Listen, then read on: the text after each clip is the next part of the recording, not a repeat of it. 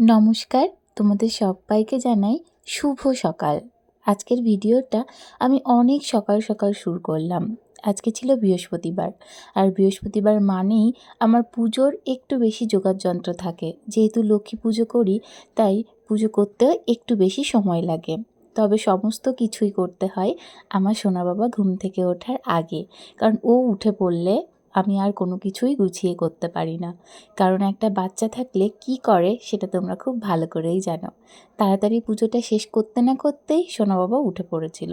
আর ও উঠে আমার ঘরের যেই গোছানো জিনিসগুলো দেখে, সেই ওর খেলনাগুলো আগে ও সমস্তটা ঢেলে ঘরটা ভরে ছড়াবে, তারপরে ওর কাজটা সবাই অন্য মিলে কিছু আজকে শুরু সকালের করবে। ব্রেকফাস্টটা করেছিলাম সরা পিঠে আর নলেন গুড় দিয়ে।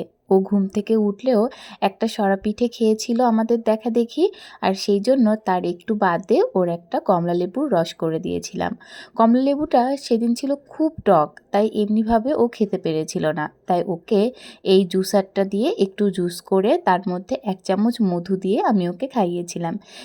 যেই মাঝখানের দুপুরের খাওয়া সকালের খাওয়ার গ্যাপটা থাকে, এই সময়টা ওর যেন কাটতেই চায় না। একটু নিচে নিয়ে গেলেও খুব খুশি হয়, এই একটু ফল টল দিই, আর যেদিন আমার দুপুরের রান্নাটা হয়ে যায় সেদিন ওর সঙ্গে একটু খেলাধুলা করি। আজকে দুপুরে আর কোনো ভিডিও নিইনি, এই ভিডিওটা ছিল বিকালে। আজকের দিনটা ছিল সরস্বতী পুজোর আগের দিন। ছোটোবেলায় সরস্বতী পুজোর আগের দিন মা অনেক রকমের নাড়ু মোয়া এগুলো করতো। আমিও হয়তো কিছু করতাম, তবে এবার আমাদের বাড়িতে সরস্বতী পুজো নেই। যেহেতু আমার ঠাকুমা শাশুড়ি মারা গেছে, 1 বছরও হয়নি, অসুস্থ রয়েছে, তাই এবার সরস্বতী পুজো হবে না। তাই খই মুরকি আর চিড়ের মোয়া দিয়েই সারলাম।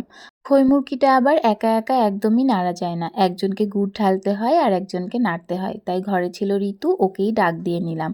আর আমার সোনা বাবা এত খই একবারে দেখে এত আনন্দ পেয়েছে, মনে হচ্ছে ও গোটা পুরো খইটা শেষ করে নেবে।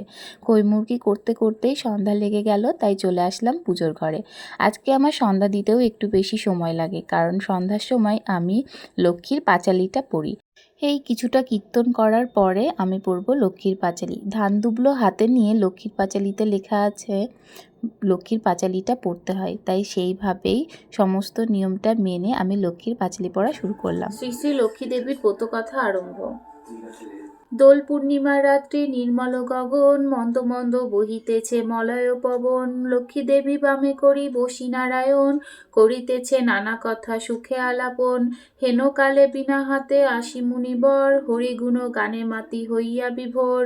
কহিল নারদ মুনি নারায়ণীর পতি, মাগো কহিতে মন যেন বিষাদিত অতি।